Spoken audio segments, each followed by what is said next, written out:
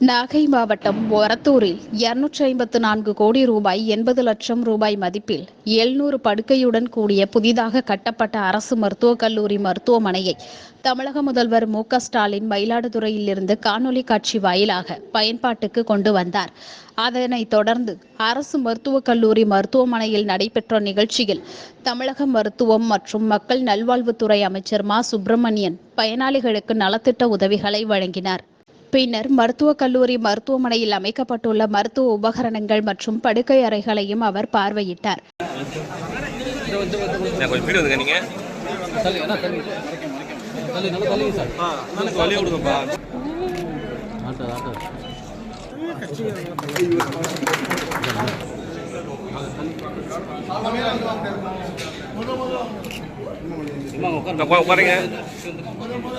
அப்போது செய்தியாளர்களிடம் கூறிய அமைச்சர் மா. சுப்பிரமணியன், மதுரை எய்ம்ஸ் மருத்துவமனை குறித்து தமிழக முதல்வர் பிரதமரிடம் 33 மாதங்களுக்கு மேலாக கோரிக்கை விடுத்துள்ளதுடன் கடிதமும் எழுதியுள்ளார் என்றும், 2024ஆம் ஆண்டு இறுதியில் மதுரை எய்ம்ஸ் மருத்துவமனை பணிகள் துவங்கும் என மத்திய சுகாதாரத்துறை அதிகாரிகள் தெரிவித்துள்ளனர் என அமைச்சர் கூறினார்.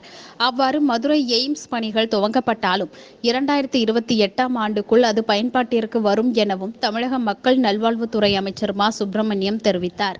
33 மாசத்துல எப்பெல்லாம் நாங்க டெல்லி போறோமோ அப்பெல்லாம் கோரிக்கை வச்சிருக்கிறோம். மாண்புமிகு தமிழ்நாட்டின் முதலமைச்சர் அவர்கள் எப்போதெல்லாம் பிரதமரை சந்திக்கிற வாய்ப்பு கிடைத்ததோ அப்போதெல்லாம் கோரிக்கை வைத்திருக்கிறார். அது மட்டும் இல்ல, ஏராளமான முறை கடிதங்களின் வாயிலாகவும் தெரிவித்திருக்கிறார்கள்.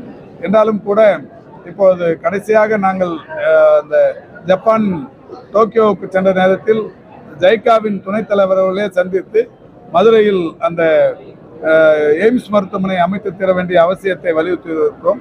ஒன்றிய அரசின் ஒரு பிரதிநிதியும் நாங்கள் கூட கூட்டு போனோம். அவங்க சொன்னதில் அவங்க சொல்லியிருக்கிறது 2024 இறுதியில தான் பணிகள் தொடங்கும் அப்படிங்கிறத அவங்களுமே உறுதியாக சொல்லியிருக்கிறாங்க.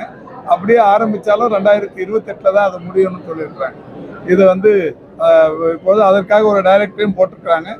தொடர்ச்சியாக நாங்களும் அவர்களை இந்நிகழ்வில் மாவட்ட ஆட்சியர் ஜானிடாம் வர்கீஸ், தமிழக மீன் வளர்ச்சிக் கழக தலைவர் கௌதமன், தமிழக தாட்கோ தலைவர் மதிவாணன், நாகை நாடாளுமன்ற உறுப்பினர் செல்வராஜ், நாகை சட்டமன்ற உறுப்பினர் ஆலூர் ஷானவாஸ், மருத்துவமனை முதல்வர், நகர்மன்ற தலைவர் மாரிமுத்து, மருத்துவர்கள் உள்ளிட்ட பலர் கலந்து கொண்டனர்.